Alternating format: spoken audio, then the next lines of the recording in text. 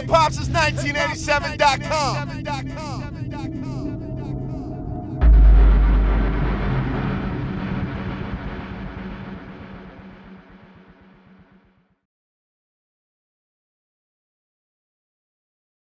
DJ E, Mr. Influential.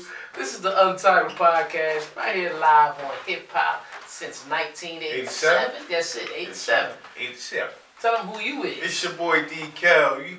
We live, man? Yeah, we live. We live, man. Yeah. It's D-Cal, man. You know how it is. You know what it is.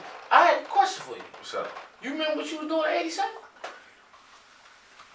My brother was born in some shit, man. I was probably looking at his crib like, what the fuck he took this I remember what we was doing in 87. 87. What, breakdance? No, nigga, we used to be playing Nintendo, and we used to be boxing at my house. Yeah, and I punched you all in the back of the head. He punched me in the fucking head. And I wasn't even fighting. Yeah, you like I'm playing Mario, bitch. You clean punched me in the back of the head. I used to box with my eyes closed. Yeah, that shit dead serious. Some real shit. Anyway, though, man. Yeah. Shout out to Kiki. You know what I mean? She's not with us tonight, but it's always love. She's somewhere being Kiki. Mother is probably living, as she would say. Mother always lives. Got to watch your labels. So You see that grip? Well, we know about your grip. You around here, we ain't gonna say what it was. Breaking shit. Man, I wasn't breaking shit. We fixed it, Breaking man. It's shit. fixed. It's fixed. Brock almost fucked you up. Yo, once something's fixed, it's over with, man. You ain't got to mention it no more, man. Right now, but that's a blooper moment. That's behind the scenes. You know That what I mean? shit ain't on camera, so it's not an official blooper. No, it is. It's in memory, though. Anyway, shout out to King Trump, man. Shout out to King Trump, man. King Trump? Yeah, King Trump. Shout out to King Trump, man. What the fuck? King Trump? What you King mean? Trump, man. That motherfucker's the king of the free world, baby. Shout out to that dude. So man. Fuck Papa Doc? Yeah, fuck Papa Doc. Free world 8 Mile, right? Yeah, he ain't the king of the free world no more. Shout out to Trump, man. Shit. You know what I mean? Shit. Yeah. Speaking of which, this impeachment shit, I ain't gonna touch really on it. But me and you was talking about this in this discussion that we actually had, just during the day, you know what I mean, how this impeachment shit is going. It looks like money is running this case. Oh yeah, just like that's why it's King Trump, baby. Yeah, but we asked. Remember the question we wanted to ask? We want the people to know and comment down or whatever. Should people with a certain amount of money get charged more for higher crimes because they often got hungry lawyers that'll eat the case? Yeah, that's true because it is dialed down to what the shit that they supposed to be getting. Because the minute you do some high crimes, and we ain't got that. Locked up forever. We gonna get a public defender. Yeah, and that public defender gonna be like, yo, can we plead out? He's not even gonna defend us. Yeah. He's gonna say, can we plead this out? Yeah, like you seen on Tyler Perry shit. Yeah. You see what I'm saying? Yo, listen, shout out Tyler Perry. I like the movie. There was some edits that was off. I mean, he went back to his amateur days with movies and shit. I don't know if he was just an actor in that motherfucker or he really had some shit to do with it. But everybody wig was fucked up. But I think the funniest thing I've seen on social media. Funniest wigs with the tall light skin. Nah. The funniest thing I've seen about on social media. What's that? It wasn't even about it. Editor Nut. One of my boys just put it on. I ain't gonna say his name. He said, bored as hell in the house, sitting here drinking this Remy, looking at how Grace riding that dick right now on Fall for Grace. Remember the part she was fucking? You didn't see the fucking part? With the old lady? I fuck Grace if I was single. That wild ass hair, man. Listen, yo, she always had that little have nots. She got that little fatty. No disrespect to that lady. She's a great actress, but she's a nice, attractive old lady. I ain't even see her fucking on there, man. She was fucking my man with the ashtray, bitch. That dude. Yeah. That nigga had the Blade Brown fresh out of jet. Nah, who hair he had? The kid hair, man. He had Guile from Street Fighter. that's what the fuck Yo, they was like, yo, hurry up and shoot this movie. Give me that right there. Give me that. Said that shit on his head. Yeah, sit down. We gonna give because he used to started. have a bald head on the show The Game. Yeah, act good. They won't even worry about your hair. Act good. He played the wide receiver or some shit like that on the show The Game. Yeah, but anyway. That motherfucker played in True Blood. fucked the shit out of that chick in True Blood. So, that's the part I remember from that so shit. You think it's in his contract? That he got to fuck? Yeah. Probably. But that's the only part I remember on True Blood when they were all was fucking out there and that lady was shaking and shit. Do you really believe though that some people that's in their contract? Because it almost seemed like Wesley Snipes was fucking like every movie at one time. You know that nigga went back to his hood and fucked some old crackhead chick in a project building. Like he has an issue. When he probably has. This was before he got locked up, man. Who, Wesley Snipes? Yeah. That motherfucker went back to his hood and fucked somebody, man. Yeah, it probably was in his contract that I gotta fuck every. Yo, did he fuck somebody in the Murder at 1600, whatever the fuck? I never watched it. I was wondering if he was gonna fuck that lady. We gotta check that. We can't Google that. We're gonna take it back. We're gonna take it back to some old fucking shit. Yeah. In your opinion. Yeah. Did Billy Bob Thornton? He fucked Halle Berry. He fucked Halle Berry on that. He fucked him. Yeah. Think he went in like. Cause I think, every time I see that scene, I dissect it. I try to slow it down and pause it, cause I think it's like just one point where you can see like that motherfucker be inside that bitch. and she sound mad thottish. Like they should have came out with the terminology thought right there. It just make me feel good. Like that shit fucked me up, man. That's a great movie. It is crazy though that's how she won her Oscar. Yeah. Off that movie there. You know what I mean? Fuck. You know how they always say that Billy Bob Thornton. The Academy Awards is race driven. And you know, why is it that, because this is the why segment, why is it that it seems like it's always that grip ain't that good, man. I can see the whole symbol. It always seems like that the movie critics are older Caucasian men. Like, how do I get a fucking movie critic job? I don't know, man. I think we should start that job. Yeah. How can you do that? When does your opinion matter that much? Like, make it matter. That's what we live in a world where we can make it matter. All you gotta do is watch the movie, then like you said, create a blog. Yeah. And then become that popular to where Cisco and Ebert, what the fuck? Yeah, Ain't one of the motherfuckers dead? I don't know. I don't know, anyway. So it's just that important when you watch the movie. Because they critique it, like I look at reviews, man. You feel what I'm saying? And I wait till reviews get into the thousands before I take somebody else. Because movies and stuff like that, they always focus towards a wide scope anyway. So if you see like thousands to millions of people reviewing and it still got like anywhere between 3.5 to 5 stars anywhere in there, you got yourself a decent movie. Then that's when, if I'm not actually looking to be the first one there to see it myself, or I'm not actually looking to watch certain shit, then I'll look at the review.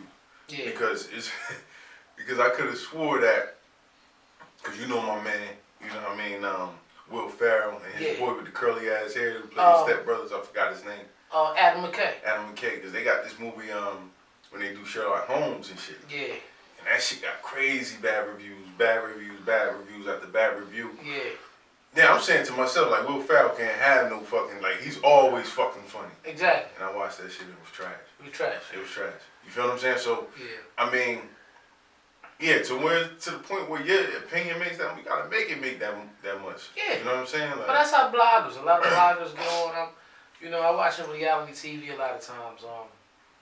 Sometimes people who host the reunion shows. I know you don't watch reality TV at all, but when they host the reunion shows, a lot of the hosts be bloggers, and they get a hosting job. They be regular bloggers, like who started their own internet blog, and then their blog becomes successful, and then they end up being the one who asks the questions and stuff like that at these reunion shows. Oh, okay. So it's like. Yeah, because I don't know where them people come from. They just look like they be there and they're happy to be there. What, the host? Yeah, the host. Yeah, because it's a step up for them. Yeah, exactly. Not saying that their thing doesn't matter. Yeah, but it's something that shows that their career is moving in the right It's just back. like, for example, right now, and I said this on a previous episode that we were watching, that we recorded. It's a show that I watch on BET Plus called Bigger. And talking about the Hammer. Yeah, but I thought that's what it was about because I didn't watch the first episode. But I believe it's just about everybody doing it bigger. Like they want to be bigger. Now that I watched the whole first season, I really enjoyed that show. Okay. Half hour, and with it being half hour, it's 10 episodes, so, 300 minutes. Yeah, I'm down here fucking Yeah, up. 300 minutes. Now you Yeah. good. 300 minutes. But what I liked about the show, I'm telling you, it's loosely based upon 5 black friends Okay. who met each other, came all together around college time. They're all around like the age of 35 now on the show. And you got 3 women, 2 men. And everybody just has their own life and their own personal things that they're doing. Yeah. You know what I mean? But what I noticed about that show, there's one particular character, her name is Tracy. She used to be on reality TV, but she's really big in social media. Okay. And it shows how the social media presence is a big factor in today's world, right? Yeah, on that show? On that show. Okay, that's part of the show's plot. Yeah, okay. For that character. Okay. Like, that's her hustle. Like, her life comes from her social media following. And by the beginning of the season, it was like she was trying mad different things to actually get likes and and followers and all that, because she was a ex-reality star and all that type of stuff.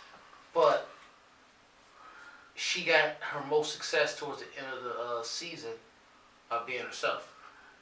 Exactly. Right? So she used to wear she was wearing lashes, the makeup, all that type of shit. But she could cook. She always knew how to cook. Okay. So it's like, if you're not paying attention to the plot of the show, you're missing all the hidden messages. The girl, I think, who's the lead of the show, because she was like the first person you seen on the show, and they based a lot of the shit around her. She has a store on the show. Like, she left her job, quit her job, and opened up her own retro type store. You know what I mean? I got you. The dude that you ever used to watch the show Insecure? No. That's another show that I like these shows because I'm not saying just because it's black. Yeah. But it's like, they're real. It makes sense. It's like comedy in real life. Okay. So, but the one dude on there, he played on Insecure and he plays on this. My man is a fucking DJ, right? Okay. But he understands music. Like, they showed an old episode, like when they were back in college. He didn't even go to the school. He was sneaking into classes doing homework and shit. Okay. And raising his hand in the class, answering shit about music theory and everything. Nobody ain't know what the fuck he was talking about. The teacher was like, he's right. Yeah. He went to go get his paper at the end. The lady was like, you don't even go here, man. Like, he's like, all right, I see you next week, right? She's like, no, man. He's like, you gotta go. But anyway, he was an old school DJ that DJ'd with vinyl still. Okay. And they're in Atlanta, so he was DJing in the strip club, and he's doing it during the day, and he wanted to rock during the night. There's an episode with Lil Baby in there. Lil Baby's like, play my new joint, man. You got this bitch rocking. Couldn't play it because Lil Baby handed him a flash drive. Yeah. Because he's stuck in the old school. This nigga wear velour sweatsuits and everything, right? Yeah, okay. So the shit's funny. Yeah. But he found his lane. Mm-hmm. This dude was there, Jewish dude, and next thing you know, he started doing all these bar mitzvahs and shit, getting crazy paid towards the end. Yeah. I say all that to say this. What I liked about that show is, and I'm like giving a review on this shit right now, because these are all fairly new actors and actresses to a certain extent. Like, they never had super big roles on stuff. Everybody was successful by being themselves. Okay. And social media holds a higher presence. So it's like, if the message of that shit is this: be you, but be you at all times. Yeah. Because social media allow motherfuckers to be who the fuck they ever want, whoever they want to be, even if it ain't them. Even if it ain't them. Well, see, that's what I'm saying. Like, when you get, like, how you broke the whole thing down, like, you watched and you understood it. Like, you know, this all stems from what we were talking about before. If you're going to start your own review and you be a critic or whatever, one thing that you have to have is empathy. Yeah. You know what I'm saying? Like, a lot of these people, like you said, like, it's old white men that handle these reviews, and some of them, like, some of these movies that come out, like the black movies that come out, like, they have to have some power to them that people can feel, that all people can feel. But because if we come out with a movie that's just based on, you know, the life that we go through in these shows and life, they're gonna get bad reviews because they're not being felt by other people.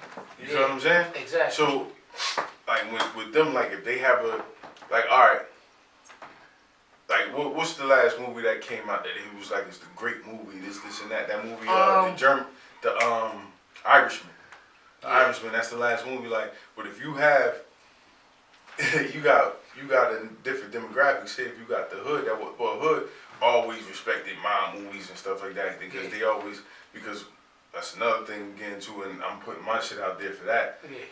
Black people are followers when it comes to certain aspects. Man, we gotta start. We always say we gotta create, but we always look at somebody else's setup and try to make it better to a certain extent. Yeah, but that's what I'm saying. Be yourself. But be yourself. You know what I'm saying? Like, but so you know, you got people like I like the Irishman. You know what I'm saying? Because I watch movies with a broad mind. You feel what I'm saying? Like I don't always exactly. I don't always just watch a movie, run and watch a movie because black people are in it or black people made it. You know what I'm saying? I watch a movie because if I'm interested in whatever, you know, storyline is portrayed to me during the previews or whatever. Yeah. So I like the movie, but you got some people who don't get into movies like that. Like, I didn't really feel that movie like that. Like, it was just long for no reason. But you got people like Cisco and Ebert, if they still are the people that's reviewing movies. And it's great. 5 stars. Yeah. This and that, yada, yada, yada. But what did that get rated? Do you know what the Irishman is? That movie got rated pretty damn high. They saying it's like one of the most recent greatest movies of all time, next to shit like the Godfather and Goodfellas. You know, they always hold them based on true story Italian movies to high standards. You feel what I'm saying? So, especially when you get like what's his name, Martin Scorsese or something like that. That's his name, right? Mm-hmm. Martin. Anyway, so when you get him making movies, or you get whoever putting these movies together, they're gonna give it this pedestal from the beginning. Yeah. You know what I mean? So, with all that being said, you just gotta have an open mind when it comes to movies. Like, they can't watch, if they're not able to be empathetic, they can't watch a hood movie based on some hood shit where it's powerful hood-wise and rated high. Mm-hmm. They're just gonna say it's another black movie. Well, somebody else might watch that shit and be like, yo, that shit was good. Yeah, I'm about to see what they rated it. Yeah, man, but it is what it is, man. But the like I said, man, movies. I mean, I didn't watch it yet, man. But did you like the Bad Boys movie? 5 stars for Irish. Yeah, that's what I'm saying. Yes, I did. You did? Yes. You enjoyed it? Yes, I did. You feel it was on the level of the first one? I think that whole trilogy came out perfect. Cause I think part 2 was kind of trash. Nah, I always like part 2. I like part 2. I mean, I think Martin dialed down. Like, to me, I think Martin lost a little bit of his spunk that he used to have, man. But no, that was because that's where he was going at in his real life. See, the one thing I noticed about the Bad Boys trilogy, that every time they record those movies, it's really who those guys are in real life. And they own that. Because the way Will talk about it, he got a lot on it. But I'm just saying, like, to me, Martin changed, period, like, throughout his life. Like, in that even time, in his stand-ups and everything. Like, let me ask you this. Have you seen his interviews lately?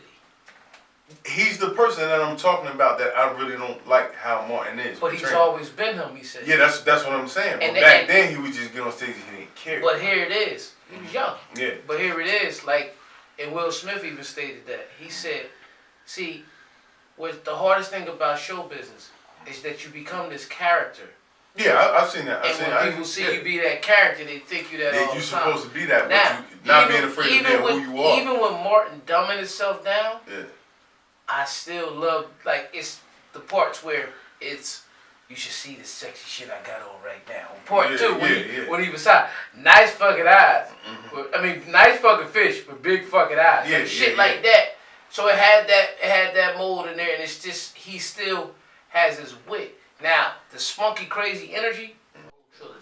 Okay. I like the ad. In part 1, they was at the height of their careers. Yeah. So we was far as where they were at in sitcoms.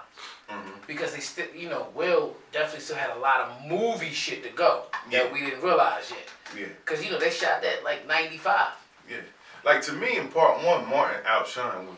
Even by, he was the laid back one. Yeah. I feel he outshined, not even by much, but but in part two, Will outshined him. I feel like comedy-wise, Martin always is the funnier one. That's in my opinion. In your opinion, yeah. But I mean, part two, Will, I didn't see part three, but part two, I think Will was a little bit more. Part one, everything Martin said was fucking funny. Yeah. Like, even on one part, he was like, and some Skittles. Like, yeah. You know what I'm saying? Like, he was just him, but it's just what he's going through in life. But not even just that. It's more like propaganda. And at the time, they talk about, they had the highest 2 sitcoms at the time. Yeah. So they asked Martin to do the movie. Martin asked him to put Will in it. Yeah. So when the script was being written, Martin was the bigger star at the time. Of course. Right? Yeah. So when they wrote the script, of course it's more funny to him, more than that. By the time 2003 came, Will was the $20 million movie man. Yeah, it was a big. So the script went. Now Will is still a big movie. He's a bigger movie star. We all know that. Movie star. Like, yeah, of course. Yeah, he's a big. So again, when I say that the evolution of it and why we're not debating, of course, but like you said, you don't like Martin where they at. I'm not even gonna say them. I'm gonna say I don't like his performance character. I like what I like. I don't have no problem with it. I like how the creators and the writers of the film really didn't leave them too far of being himself and being a character at the same time. It's like a nice blend to me. Yeah. That's how I look at it. But yes, I like the movie. Yeah, man. But I don't know the ratings on it. You know what I mean? Yeah. See, that's something that you would have to really get into film rating and understand. I don't think it's a lot of movies in the movies nowadays that I be wanting to see. They got these passes out. Yeah. They all What's the shit all the women on nowadays? What? You. I watch you. You watch you. I watched. Second season, I watched. I'm only on the first season still. Yeah. Yeah, I watch you. Dude is crazy. Yeah, I watch him. I mean, he is, and he's madly crazy in love. Yeah. Let me tell you. But he's looking at. But look, if you look at that whole show from a perspective of if that's really where a man's mind state is sometimes, because he's the perfect guy. Yeah. But you never know where a person's mind state will take them. Yeah. You feel what I'm saying? Because in all actuality, from what she see, he the perfect dude. That motherfucker is vicious. Yeah. Like, yeah. But to be honest with you, I don't have a lot. I'm not really excited with TV. Power has been leaked because they actually didn't air the final episode yet. Okay. It's been leaked, and I watched it last night. And I'm okay with how the series ended. Okay. And where the direction they're going now. Yeah, all right. Because it's not over.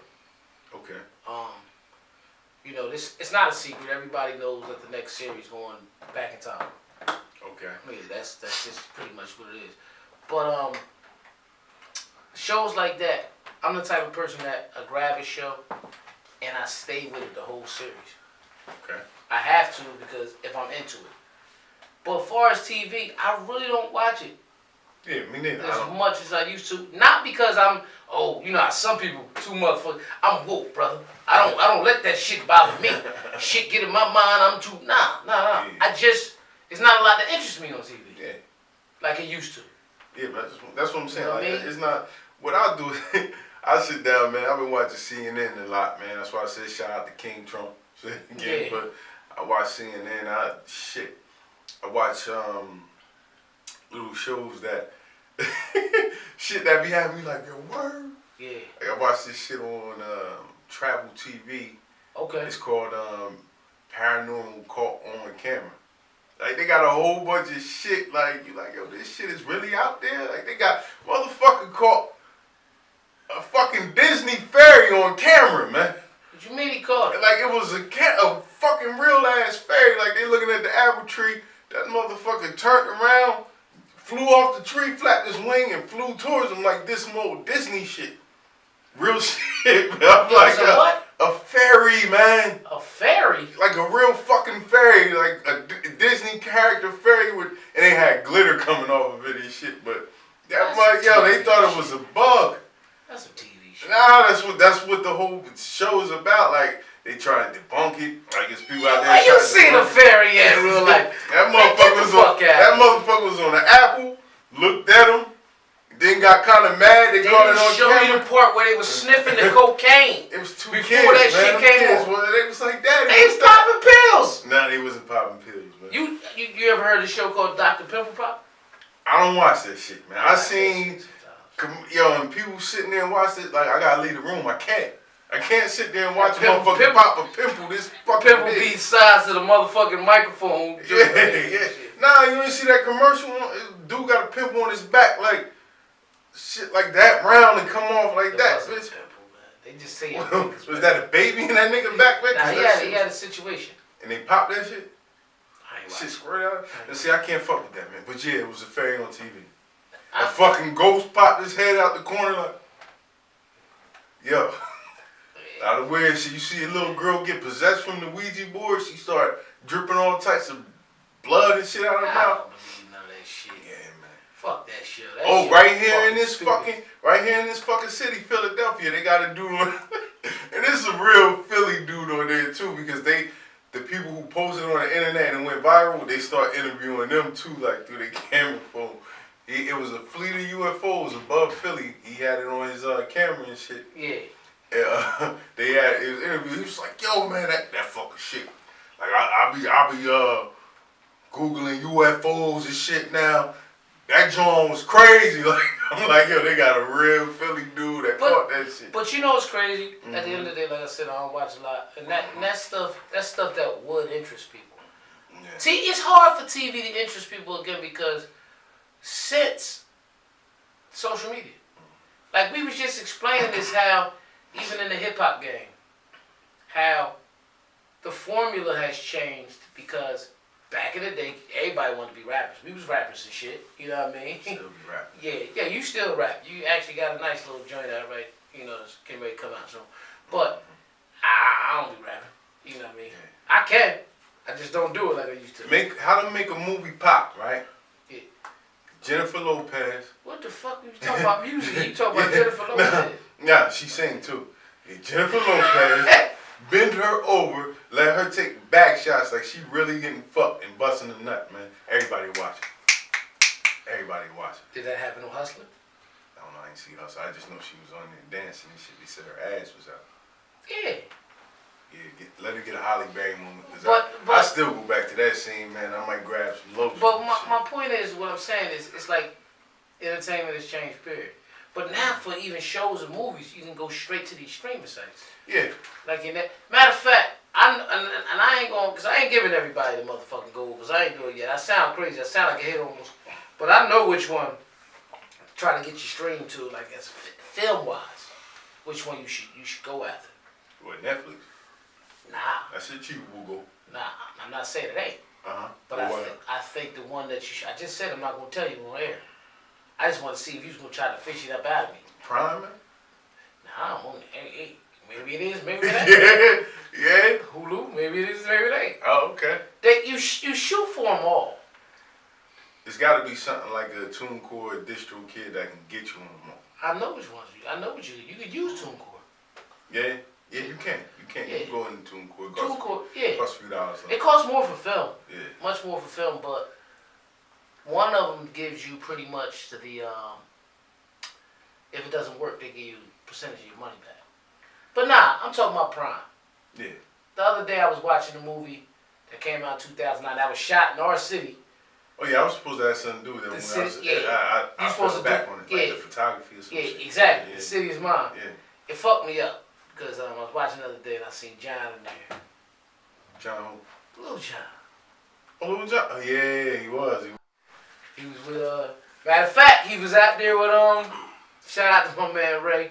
When we went to the party recently up North Jersey. Oh yeah. And he was in there. Ray got dreads now, but in there he ain't had dreads. Oh, okay. But Ray had lines and everything. Like he was like the number 2 in charge of his squad and shit. So he was standing out there with him. But back then they used to actually be together. Yeah. At times. So I'm gonna tell you, when I went to the first meeting they had for that movie. The dude, the director of the movie, who wrote it and directed, he really believed in it, man. yeah. You feel what I'm saying? And he said it too. He was like, yo, once this produces money and all that, he's like, I'm gonna pay all of you, man. But all I have for you right now is just the experience. Yeah. I was like, it made sense. But I had a lot of other shit going on. You know how I get, man. Like, I ain't got time for other people's shit. Well, yeah, and that's another thing. You know, shout out to, the photographers. Steady Stills. My man Phil Stacks. Yeah. Of course, Mr. C Photography. People like that. Yeah. But you know how to take pictures. You know how to shoot stuff. Yeah. You just never wanted to do that. Yeah, nah, I want. When you want to do something, you do it. Yeah, I'm going in the direction, but it's more or less for the. Well, I get lost because I get focused on one thing, but then I get lost. Oh, then you ain't got to tell me. I've been around you my whole life. Yeah, so I get lost in the. You've been like that since we was kids. You be focused on one thing until you get hungry. Yeah. Literally. Sound what you mean? No, literally. Listen what I'm saying. That's double meaning. When we was kids, you sit there, grandma watching both of us at the same time. You reading.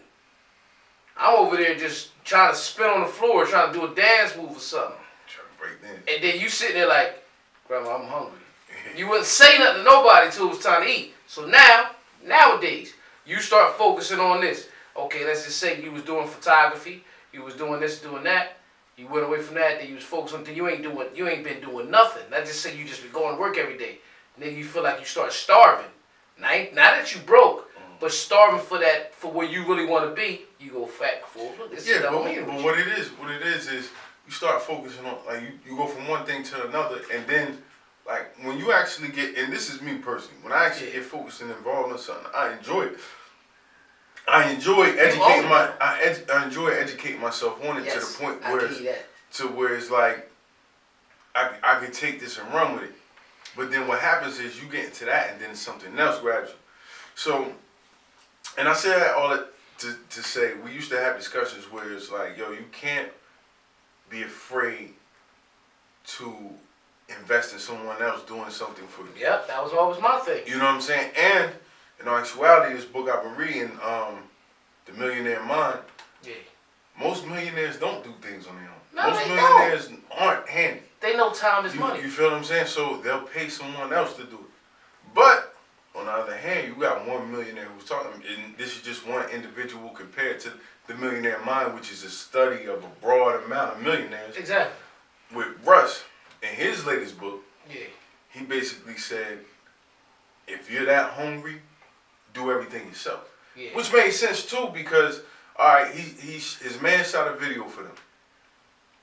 When he kept calling his man like, yo, when is the video gonna be done? Because I want to put this out. It was like, give me like a month and a half or a month or whatever. You know what I'm saying? Like, down the line answer he gave him. Mm-hmm. And he was like, all right, because he thought the shit took that long.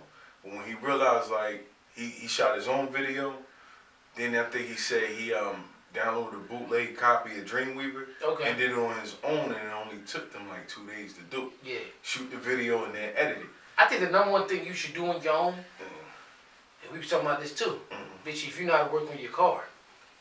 Start off with shit like that. See, accomplishments fuel your own. But that's what I'm saying. What I was going with, what he was saying, which makes sense on that is, if you're hungry enough, if you want something to happen, and you may not have the money to do it on your own, go after it. Yeah. Do what you got to do to get it done, but make sure it gets done and keep your mind focused on the bigger picture. I can honestly tell you this: when we was young, bitch, I was right there with you. He was buying photography equipment, studio equipment, bitch. We were still being young, chasing ladies, playing video games and shit.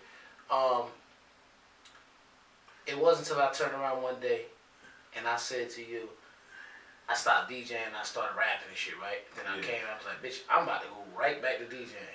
And when I went back to DJing that time, that was it. Like, bitch, I took all the way off because I put everything there.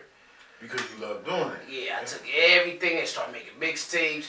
Next thing I was in the club, then I was in this spot, then I done DJ'd in this city, and then I went to that country. Like, I was gone, bitch. Yeah. You know what I mean? And it's like now, I learned that DJing is, I used to say DJing was my passion, but really what my passion of everything is watching shit actually grow into something. Yeah. You see what I'm saying? So now what I've been focused on lately at growing is my money. And that's not even like a quote unquote hustler spirit. I just know that it's a given and it's something that needs to be done. So I've just been watching a lot of investing. And we always say shit when we are, I take this money and I invest it. But invest it in what? Yeah. How would you invest it? I remember sitting in, I was in 11th grade, my algebra class. My teacher, Mr. Cooley, said, at this time, because of course money got you more back then, he said, if you deposit $1 million in a certain type of account, okay, with a certain interest rate, I can't remember the rate he used that day, if you live by your means, you can survive off the interest alone. Right? okay. So I heard him, but I was too busy flirting with the girl in the back of the class, not really looking at what he was doing. Her ass was fat. I don't remember who it was. Oh, okay. So, my point is, about that situation, it's like that now. I just did simple math about all the money I made with DJing, and I ain't gonna put the number out there and all this shit. And like, damn, if I'd have been investing half of this shit, Yeah. bitch, ain't no telling where this account will be at now. See, motherfuckers is in Roth IRAs with 10%. Yeah, but like interest you said, when you get money, what are you investing in? You know what I'm saying? A lot of people gotta, motherfuckers stop. Yo, I get $1 million, bitch, I'm straight. 10 million, bitch. Like, yo, you gotta know what you investing in. That's why people get accountants. People get financial advisors, man. Like, yo, what are you going to invest in? I think and are you going to allow this person to take control of it? I think right now what I would do, I would build a portfolio through diversification. Like, which way I would have stocks, bonds, mutual funds, and I definitely would take a big amount of it. And I wouldn't, if I had $1 million right now, I wouldn't quit working. I'll still here doing the podcast, still doing everything. I ain't going no more with, right? Yeah. Probably pay off my house, get out of debt. Now everybody say, bitch, I'm doing this and that. Why would? No, pay off my house, get out of debt, invest the rest. And the reason why I would do that is because if I don't have no mortgage payment and I ain't got no debt, bitch, my job that I'm sitting at work every day, because I'm still going to work. I don't hate my job. I'm gonna live off that money, and all the rest of that shit is gonna continue to grow from when retirement is really, really right. Yo, let me tell you this though. If you sit up here and get $1 million right now, yeah, you won't even notice. Most millionaires don't even notice when they became millionaires. You feel what I'm saying? Because it's the process. See, we all say that. We all say like, I get $1 million. Hey man, yo, where you getting that from? You, like you say, you got a process that you're doing now. Like you want to watch your money grow, but there is a process that you're in. That's what you got to respect. That's what you got to go after. That's what you got to do, because the money eventually comes, and once the money is there, you won't even notice when that money's there. See, a lot of us get money, we spend it. Get money and we spend it. Now, if you focused on the end goal and being successful, you focused on that when you get that money, this money's being put to the side. Get this money being put into the side. I may grab it to get this piece of equipment, but this money getting put to the side. Where? Whatever, in the bank, whatever. How a lot of things too, like what people, when you get into business and you doing that, and I know this is quote unquote where the world wanted this shit to go, but a lot of money is coming digitally. If you get paid digitally, you get paid for your service, you get paid through your websites, you get paid automatically. A lot of times, if you get cash in your hand and you just stash it into the side, you're not putting it directly in the bank, or you don't have anybody you know that's going to make your bank runs and stuff like that, you're going to end up spending that money. Like if you have a business, if you have a service or some type of company, that money, as you get paid, like you focusing on giving that service, you focus. He asked some of these millionaires, when did you become a millionaire? Do you know when it happened? He said 99.9% of them didn't even know. Yeah. And one guy was like, yeah, I remember. He was like, what you do that night? Did you celebrate? He was like, I think I ate hot dogs at home. Like, I ate dinner. Like, you know what I'm saying? Because you're not, and their main focus was like, yo, I didn't care about the money. Most millionaires don't care about the money. They believe in what they're doing. Well, Warren Buffett's theory, he treated it like points, like it was a video game. Yeah, So he understood. He got his rush from investing and understanding how investments work because it's math. Mm-hmm. It's really Don't math. get it wrong. You're right. The money does count, but they care more about their product or service. Yeah, that's what I'm saying. It's math. Mm-hmm. So what they say is, okay, all right. I remember when we had right before you started doing, where you work your 9 to 5 at, we had that office. Yeah. And we gonna get an office, we gonna have a studio in there, we gonna be making beats and stuff, we need this away from the crib. Cause all we kept saying was, we gonna make these beats, we gonna do this, we gonna make it. Mm-hmm. Now, you started the new job. We ain't stayed at the office no longer than 2 months. It got us out of the contract. We paid the man, got out of the contract. And that man was just a financial investor. Yeah. And what he said to me was, Eric, you're a pretty smart guy. If you ever got something that you want to invest in, talk to me. And the funny thing about it, I couldn't really think about what. See, when we had these meetings and we talked about it back then, everybody kept saying, well, tell him to invest in us. We trying to rhyme and shit, and this and that. That's where our mindset was. Right? It wasn't wrong. Right. It wasn't. But guess what? Yeah. If I walked to and said, yo, we rap, why would he invest in us though? It was no guarantee. No, it was no plan. It was no exact. Yeah. That's my point. Mm-hmm. There was no plan of action. Yeah. And we even have numbers to show you, like, you should invest in us because we already got this many followers without this. Yeah. We're good, we're talented. The whole group was good and talented. Yeah. You see what I'm saying? Because see, when a lot of people back in the day was becoming rappers, they was just following the culture that we came up in, which was hip hop. They was following what they thought it was. Yeah. Nobody looked behind Nobody the scenes looked at of the business. Yeah, exactly. The business part was missing. Yeah, exactly. Nobody looked at. Because everybody wants to be a star. Exactly. Like Martin was saying. Exactly. You got to look at it like this. Nobody even looked at. All right, like we was talking about when we got here. Yeah. You're on a label, right? How some of these artists drop their best music on a mixtape. Yeah. You feel what I'm saying? But when the album come, the mixtape is dope, but the album is or they ain't, you know what I'm saying? They ain't all that because they never even look like, and that shit frustrates them.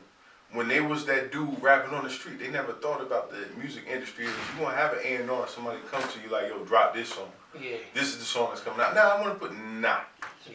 We're gonna put this shit out. Yeah. They didn't have any They didn't have the creative shit to their album. Yeah. You feel what I'm saying? You forget about the business shit, and then a lot of people lose the love for it. Like, man, I can't even put out what I want, yo. You feel what I'm saying? So, the shit, that's what I mean. Like, it's just that small part that can throw your mind state off of what you thought the music industry was like. Yeah. Like, I got, my little brother, for example, look at this, shout out to you, but who thinks that you're supposed to have a whole bunch of people in the studio drinking and smoking. Nah, studio's a place of business. You know what I'm saying? You artistically get your thoughts out. Don't get it wrong, Biggie showed the movie you smoke had people in the studio. But Puff was pissed when he walked in there. Yeah. Puff was the record exec when he walked in there like, yo, what the fuck's going on? Yeah. Like, it's business, it's all, and that's where, you know what I'm saying, everybody thinks it's all fun and games. And yes, you can still love the process. Yes, you can still love being creative. But remember, there's always business. Even as an artist, you gotta write a business plan out. The business side, it's just always been missing a lot of times in our culture. Exactly. And right now, I tell everybody I'm in school, so the securities and investments class that I'm taking, I'm just paying attention. I'm like, I done fucked up a lot of money in life, right? I'm good, but I just know where I could be at. Exactly. If I'd have took certain money and did this and did that. But I'm now knowing this, I'm that guy that if I feel like I believe in you, or you got something that's, holler at me. I ain't saying I'm balling like that, bitch. If I believe in it, I'm investing it. Like, I got this Because if the numbers make sense, I'm good to go. Shout out, I don't know his artist name, but shout out to this dude saying from North Jersey. Yeah. I thought he was black, but the motherfucker Spanish, the motherfucker got mad like reggaeton type music, and the shit is dope. Yeah. And I sat there and I asked him, I was like, yo, where you get your beats from? He's like, I take some offline, but then I got homies that send me beats that make beats. I said, work, why don't you take those songs and put them out? Nah, I just want to hold on it because I want to shoot the video and I wouldn't do it. I said, yo. You fucking up. My man, you can be getting paid right now. Yeah. You can start yourself off as a label, and all I gotta do, I'm gonna send him everything that he has to do. Yeah. He doesn't even know what a publishing company is. Yeah. You feel what I'm saying? Like, you can start getting money right now. Like, and if this shit pop, then all that money goes in your pocket and whoever produced the song. That's it. You feel what I'm saying? Like, it's a business part of it that you can get to right now. And like what Russ said, his album keep coming back to his book. His album is out now. Yeah, I heard the song of him and Ross. That shit dope. Mm-hmm. But what he said his book was, he started treating each song like an album. Because each song is a project. Because he noticed when he dropped the album, the song that would get the most plays would be the first song. Yeah. So that's where he would get the majority of his money from. Yeah. So if you drop each song as an individual project, you're gonna get the most money out of each of those individuals. That's just like the artist, the girl Her. Mm-hmm. Her came out. Her mom is bad too. Her came out with like 3 different EPs in 1 year. All of them were like anywhere between 4 and 5 songs, right? Yeah. And then after all that was done, maybe 2 months after, dropped the whole same 3 EPs as one album. Yeah. And everybody just listened to those 4 or 5. They felt them. Listened to the 4 or 5. Felt them. Doing the whole album came in. They seen it. And they knew it. It wasn't like she was hiding. Yeah. Oh, damn! I ain't listened to this in a while. So now they just let the whole album play like a stream. Yeah. See what I'm saying? I was watching an interview with Redman the other day. He was talking about how the game has changed for you to be able to promote an album out, promote artists, promote things.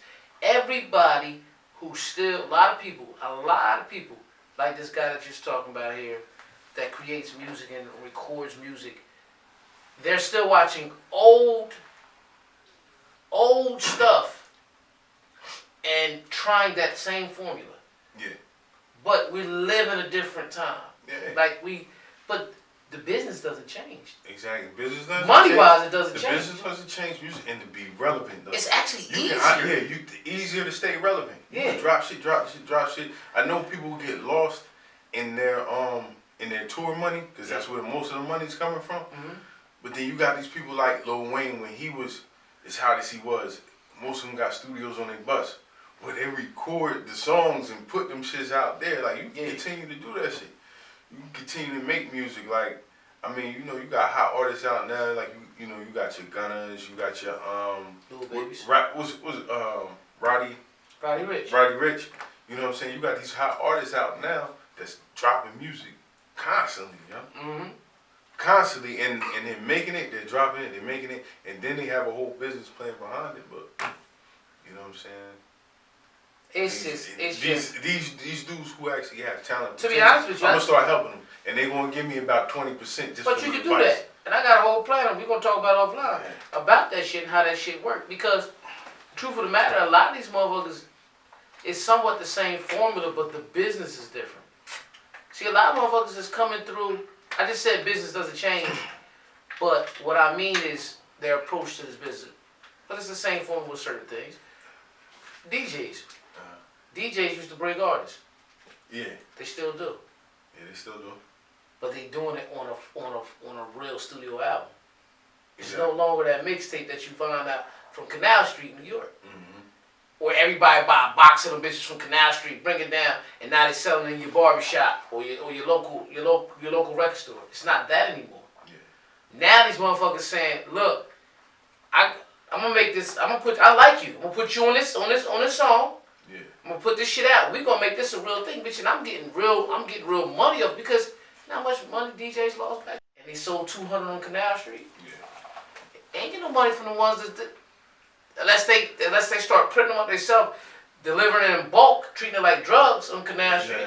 Exactly. But that back then they were known for that exclusive new Jay-Z, new Biggie, new this Exactly. and that. Now it's, and the one person, that's why Clue's that exclusive guy, but Clue seen earlier how the game was changing.